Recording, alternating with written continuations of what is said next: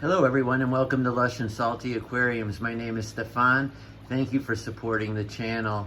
So this is the second video of my newest tank and I'm gonna update you on the progress, some of it which is very apparent to the eye if you saw the previous video. This is intended to be a partial Blackwater tank. I can't commit to the full Blackwater experience because I'm just too big of a fan of plants. And so while I've tailored this aquarium to have low light plants that are often recommended, or at least suggested that they will do okay in a Blackwater system, I've used pretty much only plants that fit that description except for one, and I'll get to that. But as you can see, I've added botanicals. Pretty sweet, huh? I've got a assortment of pods and tailings and alder cones, twigs, etc., leaves, obviously. Not a ton, but a legitimate amount. And there's obviously the driftwood in here, and I've used inert stone, petrified wood. I have UNS Contra soil pretty much under most of the tank, and then some Supernaturals gold aquarium sand on the surround of it. In the ground, I've put a dwarf tiger lotus here on the left. I'm excited to see how that will do, especially now that it's not fully dark yet. The tannins haven't completely done their thing. You know, after boiling them, in a sense, there wasn't a whole lot of new tannic acid, if that's the right expression, leached into the water from all that was boiled out of it. But I fully expect in the days to come more tint in the water.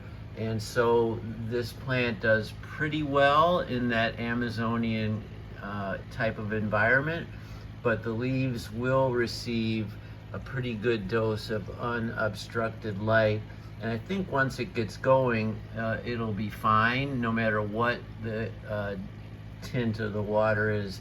Anubias out the wazoo, different kinds all around the driftwood and the petrified wood, starting with some Nana Petite in the lowest portions, and then some Coffeola, Barteri, and maybe another strain. I think there's a Cognizant. The longer stemmed version of an Anubias is in the back. I finally found some Brazilian pennywort, such a lovely plant. Look, it's already, in 2 days, it's already started out of the water, which is totally what I want it to do. I want to drape it up over the sides, that piece of driftwood, etc. I'm really excited about Brazilian pennywort in the Blackwater system. It grows floating, it grows from the bottom up, it sends roots out, or it will root into the substrate. It'll do both, and I'm excited to see what it opts to do in this tank. Lots of floating plants. This will help mitigate the light and keep algae at bay, especially in the early going before the tint on all the Anubias and Bucephalandra, which is some of the plants to the right there. So I also have Cryptparva right there. You see pieces of it, and I'm hoping that that will stay constant. I don't expect a whole lot of new growth from it, but I hope it stays green and healthy. And you never know, right? There's a little bit of it there. I see this a lot in Blackwater systems, and so I'm trying to emulate all the best tanks I found on YouTube that were doing either partial Blackwater or full on. And so far, all the plants I've talked about have been featured in all of those tanks, if they're using plants at all. I've got the pothos. I've already strung that along. You can see a nice root tailing here. Now that didn't just happen in this tank. I pulled all of this pothos from pre-existing aquariums, and it already has some roots. I use one of those little plastic or acrylic pothos holders. You just Google that term on eBay or Amazon, you'll find what I found. They're all the same, and they're all awesome. The two different kinds of pothos look great. That piece of driftwood, I literally just kind of stuck it in the side there by design. I fully intended to do something like that, and so I actually think what's happening outside of the water is very much in keeping with what I wanted to see, from the Brazilian pennywort to this pothos. I'm just very happy with what the tank looks like from like that vantage point, and I'm getting there with down here. I'm nervous about what will happen as these botanicals break down. I've never kept a lot of mulm and floating debris in my tanks, so I mean, I know it's by and large a healthy thing, and I've seen the videos, I've seen father fish, I get it, but I'm just not used to it, so I'm slightly paranoid. I've got some Neocaridina shrimp and Amano shrimp on order from a seller that I've been very happy with. I found on eBay, I think it's called Nisi underscore something, but he has great product at good prices in the shrimp realm in particular. So I'm excited to add those to the tank to start working on the biofilm, which is undoubtedly beginning to form as I film, as we speak, and as the days go by on everything really, but in particular the dead leaves, which is what they're really known for, and what supposedly, or not supposedly, factually, shrimp are just a huge fan of picking at that. I had some concerns about how soft the water was going to be.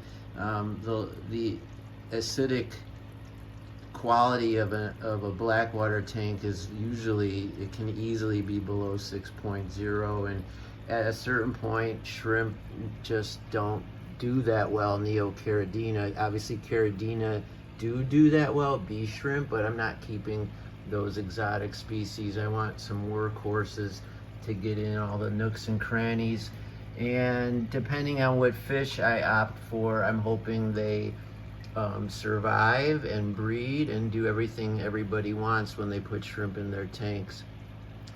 I am considering two fish right now are at the top of my list. I'm considering about 5, but 2 are right at the top, and one is licorice gourami.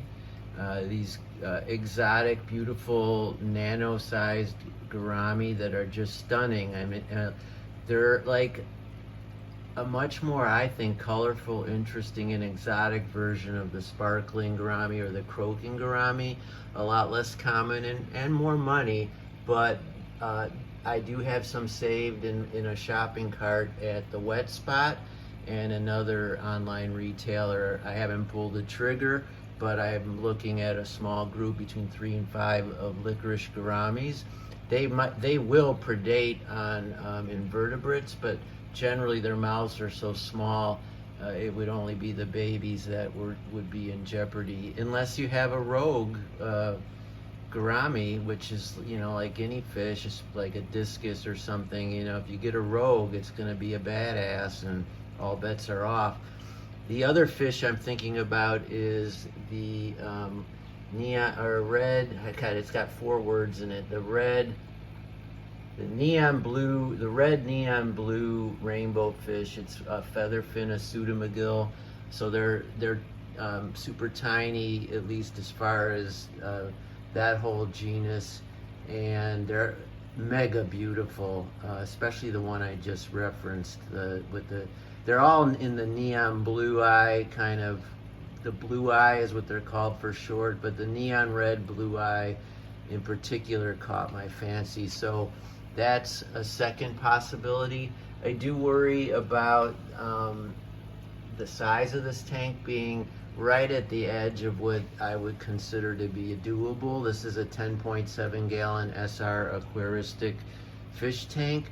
I love that brand, and this is my second aquarium from that manufacturer.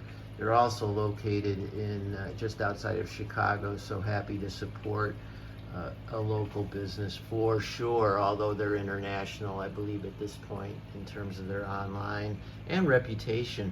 It's a great low iron glass aquarium. It's funny, you know, for Blackwater, some people say, you know, what do you need all the low iron glass for? It's going to be the color of tea anyway. It's a fair question, but you know, this is my hobby, and I'm willing to pay a premium for the thicker glass, the better construction. I had a leaking Aquarium tank that I got at the half price sale at Petco. I mean, it happens. They use crappy sealant, thinner glass, and it's just not the same. And I don't have to speak any more about that. Those that know. Now, the only plant in here that is not generally used it's not really at all used in Blackwater system, is I've got some red leopard veil, or any Vallisneria. They're fast growing, they like their light. I do have the contrasoil is high in nutrition, so that checks that box. And I'm hoping, since there's no leaf cover there, the low flow canister filter, the outflow, keeps that growth largely to the right of the tank. So I'm hoping the Vallisneria and the dwarf tiger lotus will do well there, because I sort of already love the way it's doing what Vallisneria does, which is following the flow of the aquarium and helping to create that bend over aesthetic that's so sweet. So the filter I talked about is from a manufacturer that has like zero online presence, Landon. They make a bunch of really cool substrates and soils, and they have a small line of aquarium products. And this tiny canister filter, just, you know, it came with the coupling, so that's $40 if you buy them separately from UNS. Came with all the nice tubing, the fittings. And get this, it came with these glorious stainless steel pipes. So, you know, for $375, give or take, and it was less than that, I got this filter, but it came with those generally pretty expensive supporting parts. And so I thought that was a tremendous value. All I have in it is biomedia and one sponge. So I was able to get this tank cycled using some really great, you know, laden biological media that I pulled from the sump of my big ass display tank and on the other side of this wall here. And you know, that tank has a heavy bio load and tons of plants. It's been up a year now, and that media was just ripe with biological what am I saying? But why am I struggling with my language? with good bacteria is what I'm trying to say. I beg your pardon. So that's in there, and that's doing that. Obviously, I'm using that word obviously, and I don't mean to sound patronizing. It might not be obvious, but I'm not using any carbon or Purigen. I mean, that would negate the Blackwater from Jump Street, and it would just it would make it a moot point to even be doing Blackwater. Now, I suppose if you so adore the look of the debris and the botanicals, you could make a case for, you know, a crystal clear tank with that stuff in it. But, you know, I want my cake and I want to eat it too. So I'm hoping for the Blackwater experience with some of the bonus of a planted tank, in that I'm using a canister, which not everybody with a Blackwater tank would do. They're super low flow, but that canister is small enough, and the pipes, the geometry of them is not exactly conducive to a high flow. It goes up and down, and the canister is rated for tanks up to 10 gallons, and this is just over, so it's slightly under filtered by design to keep the flow low, but to get all of the benefits that I seem to, that I do enjoy from a canister. So I've got that going. This is a Chihiro's, they call it the King of Value light. Chihiro's, oh, there's a Chicago siren. You get those in this town, excuse me.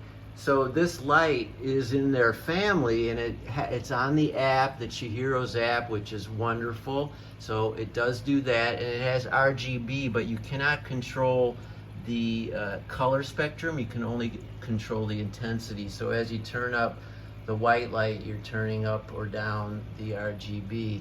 And the price was really good. I love Chihiro's, but I didn't want to spend 200 bucks on a light if I didn't really want the benefit of a light, but I didn't want a piece of crap either. So for 60 bucks, I got the King of Value, as they call it on their website, and we shall see what we shall see. What else can I tell you about this tank? I've got a simple heater in there. I'm going to run the temp at about 78, and I'm really excited to receive the Neocaridina shrimps. I've also ordered a scud and microfauna culture, and I'll talk more about that in the next video when I get it. But I could create scuds and things like that by working within my sump and pulling them out, but I'm helping out a fellow whose primary business is selling these types of critters already good. You just basically put the contents of what he sends you into your tank, and you've got everything from Daphnia to scuds to God knows what else. He has a list of it, and I know that's, that like twigs and sticks. Why are you paying for twigs and sticks? Why are you paying for scuds? That stuff happens whether you like it or not. You can get it outside, you can find it anywhere. Well, I am supporting fellow hobbyists, for one, and two, I trust these people who are obsessing about whatever their little fetish is, and this guy, it's all about the microfauna. So I want to see and help him out and see what kind of action I get from his products, and I'll talk a lot about that when I add them into this tank. So there you go, folks. I hope you enjoyed this video. If you have a great idea for a fish to put in this, I swear to God, it's not clickbait. I am looking for suggestions.